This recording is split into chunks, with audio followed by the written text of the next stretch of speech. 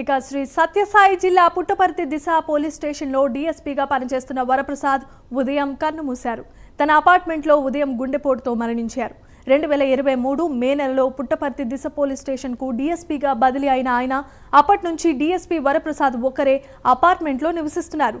DSP నివసిస్తున్న అపార్ట్మెంట్కు జిల్లా SP Madhava Reddy చేరుకుని మృతికి గల కారణాలను తెలుసుకున్నారు. వరప్రసాద్ గుండెపోటుతో మరణించారా లేక ఇంకేమైనా కారణాలు ఉన్నాయా అనే కోణంలో పోలీసులు విచారిస్తున్నారు.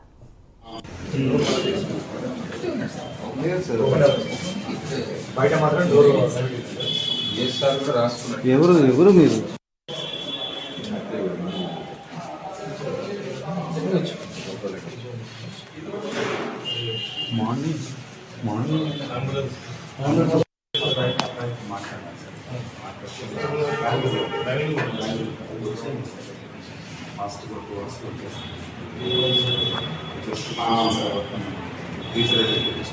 వస్తారు